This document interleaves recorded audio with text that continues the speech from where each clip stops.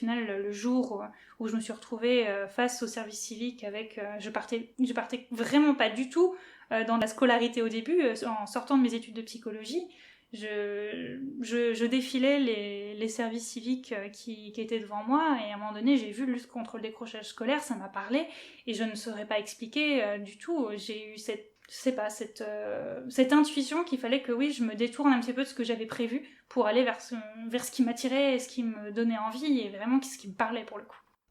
Citation. À partir de là, j'avais tellement de lacunes, j'étais pas fait pour le système classique, j'étais perdue. Bienvenue à toi. Ici Audrey et Camille pour le podcast Histoire de décrocheurs. Dans ce podcast, des adolescents, des adultes racontent leur histoire. Bienvenue. Cet enregistrement est un enregistrement un peu particulier. Il est le premier épisode de la saison 2 de Histoire de décrocheurs. Dans cette saison, nous n'allons plus nous adresser à des adolescents mais à des adultes. Qu'ils soient d'anciens décrocheurs, qu'ils soient professionnels, tous ont quelque chose à dire, quelque chose à raconter. Un témoignage que nous souhaitions compiler. Bienvenue dans la saison 2 de Histoire de décrocheurs. Bonjour Laura. Bonjour Camille. Aujourd'hui, tu ouvres un peu la saison 2 du podcast dans lequel on voulait avec Audrey écouter et compiler des témoignages d'adultes qui connaissent, ont connu de près ou de loin le sujet du décrochage scolaire. Bien évidemment, t'es pas tout à fait choisi au hasard, on va pas se mentir. Toi, le sujet du décrochage scolaire, tu le connais un peu personnellement. Oui. Et en plus, t'as un parcours professionnel et personnel qui rentre en résonance ou est assez lié à la thématique du décrochage scolaire. C'est quoi le décrochage scolaire pour toi ? Pour moi, c'est pas trouver sa place, je dirais. Autant dans mon vécu d'élève où où on m'a inscrit un petit peu de force, en fait, mes parents voulaient le meilleur pour moi, je les blâme pas du tout pour ça. On m'a inscrit un petit peu de force là où on m'a pas trop demandé mon avis. Finalement, je pense que je me suis retrouvée dans une structure, dans un établissement qui ne me correspondait pas, parce que même dans l'éducation nationale et dans toutes les écoles, ils ont tous pour moi un fonctionnement différent au niveau collège-lycée. Et je me suis retrouvée dans un établissement, oui, c'est ça où j'ai pas forcément trouvé ma place de par son côté élitiste. Et je pense que pour tous les élèves, finalement, pour moi, ont une raison de décrocher qui leur est propre. Et du coup, je pense qu'ils n'ont pas trouvé leur place encore dans leur établissement, où c'est une question de vision d'eux-mêmes, finalement, autant dans la société que dans l'école, finalement. Dans ce qu'ils font et dans ce qu'ils veulent être, je pense qu'ils sont simplement perdus, en fait. Ils ont l'impression de ne pas y arriver ou qu'ils n'y arriveront pas et qu'ils n'ont pas trop de fil conducteur dans cet établissement où ils sont. Pour moi, vraiment, le décrochage peut être par de multiples raisons, finalement, et peut arriver n'importe quand, même si on voit quand même une sorte de pic au collège, de par, je pense, que le changement de type d'enseignement, parce qu'il y a beaucoup de choses qui sont faites en primaire, surtout en ce moment, côté apprentissage ludique. Et au collège, c'est vrai qu'on arrive dans un fonctionnement qui est très cloisonné, avec un règlement intérieur qu'on apprend par cœur en 6e.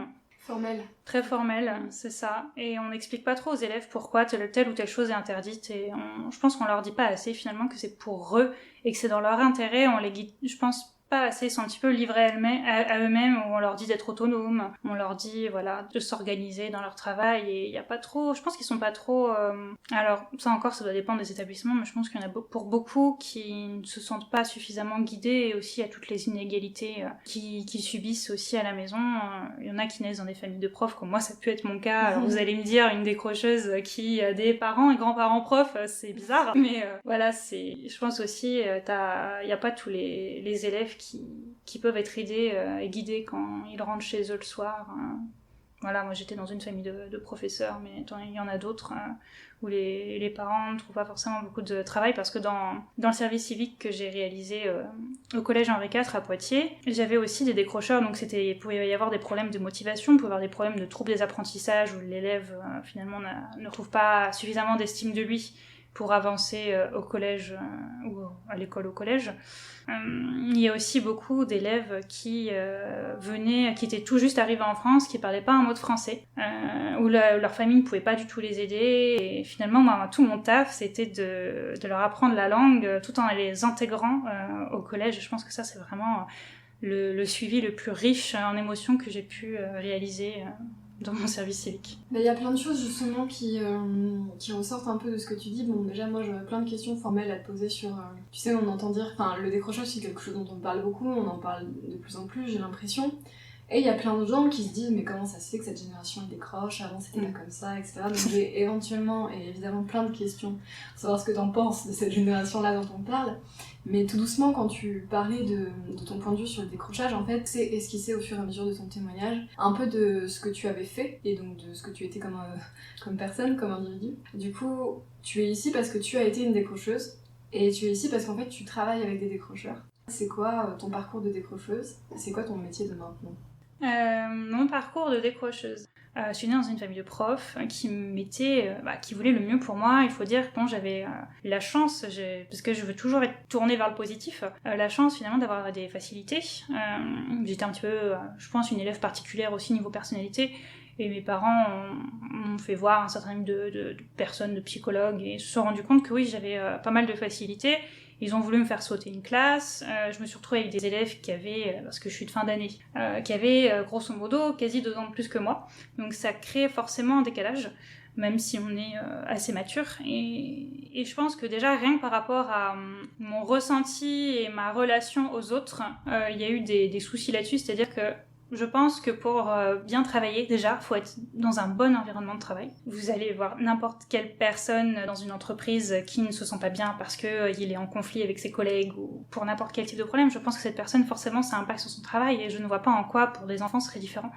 On avait un ado qui disait ça, c'est Marion qui le disait dans le podcast, on ne dit pas d'un adulte qui en peut plus de son boulot, qui décroche de son boulot. Pourquoi est-ce qu'on n'envisagerait pas que cette analogie-là puisse être valable aussi complètement.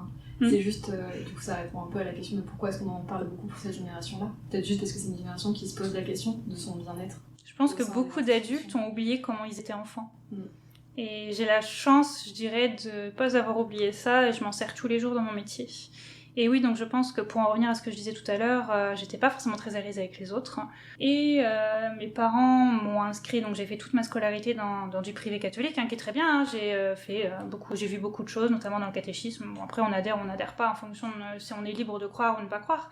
Mais ça m'a inculqué, je pense, beaucoup de valeurs. Mais le problème, si j'ose dire, c'est encore une fois, tout dépend de qui on est, comment on fonctionne, c'est que c'était pas le plus adapté pour moi, parce que c'est vrai que c'était un cadre qui pouvait être très strict. C'est pour ça que mes parents avaient choisi le privé catholique, c'est absolument pas parce qu'on est catholique. Voilà, parce que j'allais forcément mieux bosser, parce que... Alors que oui, j'ai une personnalité où plus on est derrière moi, moins ça me donne envie. Il y a des élèves, au contraire, qui vont avoir vraiment besoin qu'on soit derrière eux, par exemple, ça dépend de si on va à la fac plus tard ou si on va dans un IUT, on a besoin finalement d'un cadre différent. Et moi c'est vrai que j'étais très réticente à ça et on parle beaucoup de double peine ou de double contrainte, je sais plus, pour les décrocheurs. C'est à la fois la pression familiale et la pression à l'école sur il faut travailler pour avoir de bonnes notes, absolument pas pour prendre du plaisir et pour savoir des choses et les restituer. Et c'est ça, donc j'étais vraiment dans un cadre scolaire très particulier, très élitiste, où je ne me retrouvais pas moi, parce que je ne me considérais pas dans le besoin par rapport à ça. J'avais pas envie de faire de grandes études spécialement, d'ailleurs je ne savais pas, comme 95% des enfants et des ados, on ne sait pas ce qu'on veut faire plus tard, on ne sait pas vers où on se dirige. Donc finalement la seule carotte c'était d'avoir de bonnes notes, mais finalement c'est un petit peu dénué de sens, surtout pour un élève, un enfant, c'est vraiment dénué de sens. Et je pense que oui, au bout d'un moment, entre la façon de faire des professeurs que j'ai connus au lycée, parce que c'est vraiment au lycée que j'ai décroché, et j'étais dans un lycée, c'est ça, où les professeurs étaient très humiliants. Il pouvait y avoir du harcèlement, alors il n'y a pas du harcèlement entre les élèves, il y avait du harcèlement des professeurs vers les élèves. Alors pour moi c'est un respect dans les deux sens, et j'ai pas forcément accepté ça. Je pense qu'il y avait aussi mon caractère qui a été forgé par les années, où il y a des choses que je n'ai pas acceptées, et finalement je refusais de travailler dans ces conditions où on m'humiliait, où on était... comparer par exemple les professeurs classer les devoirs, les notes, dans le sens de la plus grande note finalement de 20 vers les plus bas. Et les personnes qui avaient en dessous de la moyenne, on se contentait simplement de nous jeter les copies d'un coup sec de la main, et parfois notre copie se retrouvait par terre, on devait se pencher pour ramasser nos copies, et toute la classe savait pertinemment qu'on avait en dessous de la moyenne. Et vraiment on se sent... Pardonnez-moi l'expression, on sent comme une merde. C'est une illustration plus que littérale de ce que peut être le fait qu'on te rabaisse. Quelque part, ce que tu fais, c'est au ras du sol, quoi.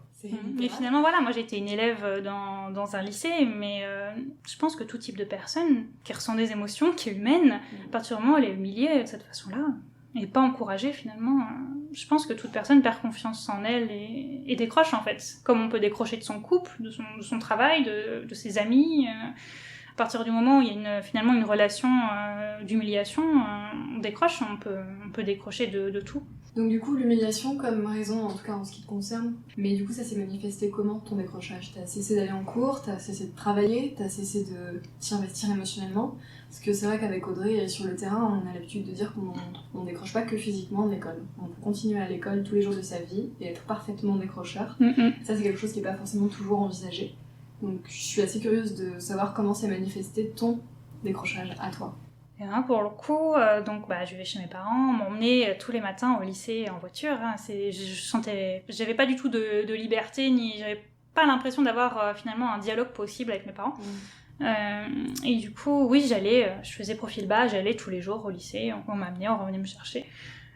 Mais effectivement, j'écoutais pas en cours, je prenais pas de notes, parce que je ne notais plus au bout d'un moment mes cours, ou alors je notais ce qui m'intéressait. Non, mais pareil, je pense surtout à la philo. J'avais un super prof de philo au lycée à Poitiers, où les cours étaient super intéressants. Je pense qu'à partir du moment, même, je pense que quand on est happé par un cours, on a limite plus envie d'écouter plutôt que de prendre des notes, et parce que j'étais vraiment intéressée pour apprendre des choses des choses qui pouvaient me passionner, ou des choses qui pouvaient m'être utiles. Parce que je pense qu'il y a toute une notion là-dessus, je sais que moi j'entends beaucoup d'élèves à moi me dire mais ça à quoi ça va me servir plus tard, et je pense que j'étais hyper réticente. Faut savoir aussi que mes parents, depuis que j'étais toute petite, j'avais pas vraiment de pause, finalement je travaillais tout le temps, ils me faisaient prendre énormément d'avance sur les programmes. Je travaillais pendant les vacances, j'avais toujours les cahiers de vacances là que j'utilise aujourd'hui, hein, mais j'avais les cahiers de vacances tout le temps, je devais lire de vrais livres en plus, voilà, c'est-à-dire que voilà, ils considéraient pas que les mangas, les BD, les livres audio étaient des livres, ou même les encyclopédies où on apprend énormément de choses. Et pour en revenir à ce que je disais, oui, donc j'allais en cours, mais je ne notais pas les cours, je ne faisais plus mes devoirs.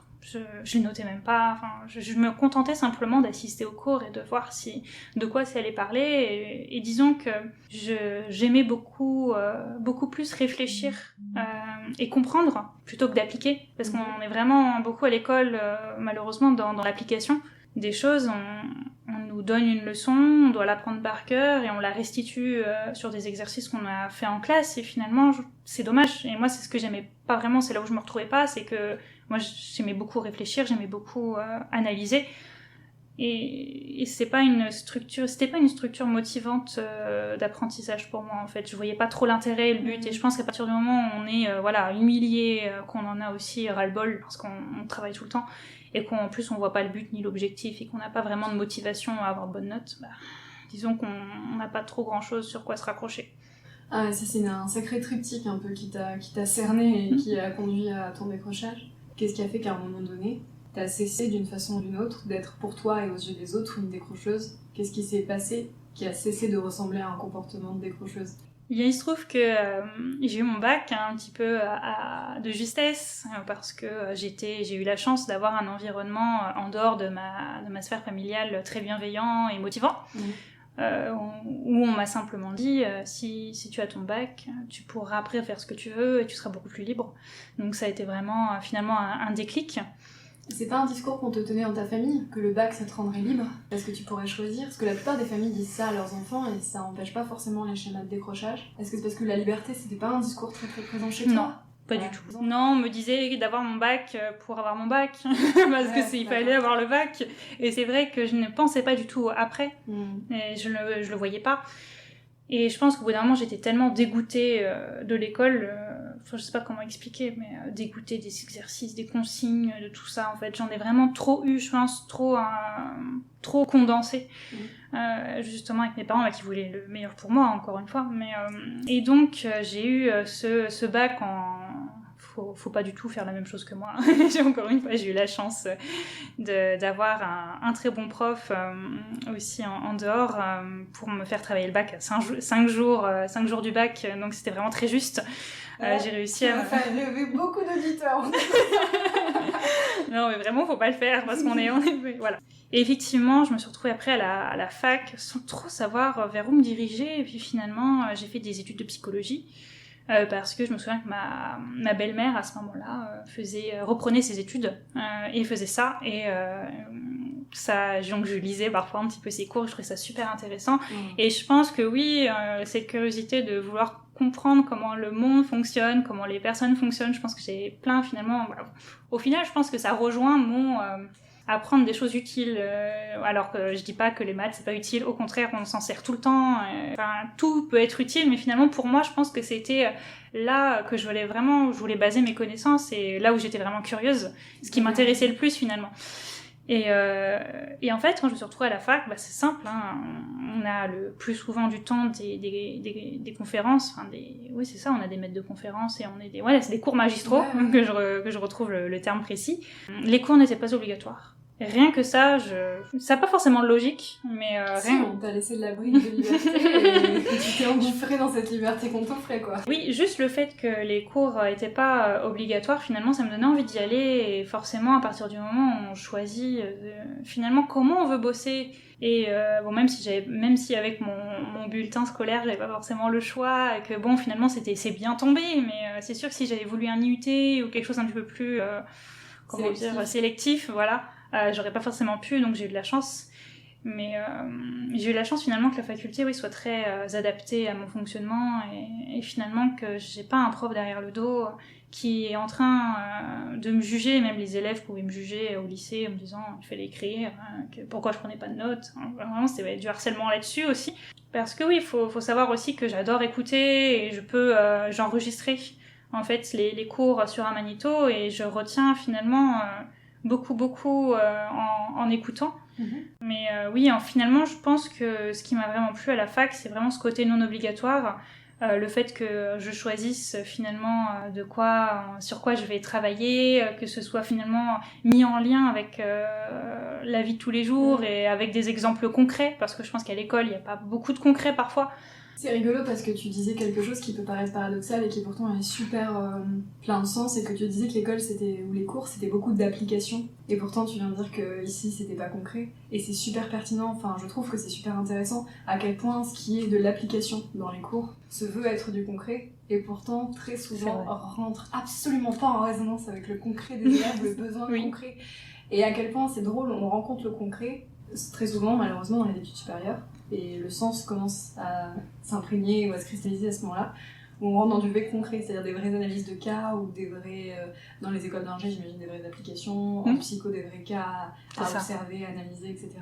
Ce qu'on entend par le concret, c'est très personnel, et en France, a priori, il y a des Oui, c'est que, oui, effectivement, c'est de l'application. On a parlé, je pense, par exemple, beaucoup aux mathématiques, où finalement, c'est énormément de la mémoire procédurale. On est vraiment, plus on va l'appliquer, plus on va savoir faire. Mais finalement, ils ne sont pas mis en contexte, ni mis en lien avec la vie quotidienne, alors qu'on est entouré de mathématiques tout le temps. Et rien que, parce que je regardais un reportage là-dessus l'autre jour, rien que croiser quelqu'un dans la rue et l'éviter, notre cerveau fait implicitement plein de calculs pour éviter cette personne. On fait des statistiques aussi, on fait tout le temps des maths, finalement, des probabilités, des maths un petit peu intuitives, logiques, sans se rendre compte qu'on fait des maths. Et en Covid encore plus. Complètement. La grandeur de la distanciation sociale. Exactement. Ça rajoute 1,50 m dans l'équation. Nos cerveaux sont incroyables. Mais même certains élèves que j'ai en primaire font des équations sans même s'en rendre compte. C'est alors parce qu'on donne beaucoup de termes compliqués qui font peur aux élèves. En tout cas, c'est beaucoup ce qu'ils me disent. On explique énormément les choses. Voilà, tu vas voir Pythagore, c'est compliqué. La quatrième, attention, c'est une marche. C'est pour ça aussi, ça met énormément de pression. Et bizarrement, quand on regarde les statistiques des décrocheurs, il y a un gros pic à la classe de quatrième. Parce qu'on met énormément finalement de pression aux élèves, et on met des mots hyper compliqués. Même des fois, je vois des consignes pour des élèves de CM2 avec où on va retrouver des termes hyper complexes et alors à chaque fois, je leur dis. Ce podcast n'est pas fini. Retrouvez vite la deuxième partie sur notre chaîne Spotify ou sur notre chaîne YouTube Le Terrain Tremplin. À tout de suite.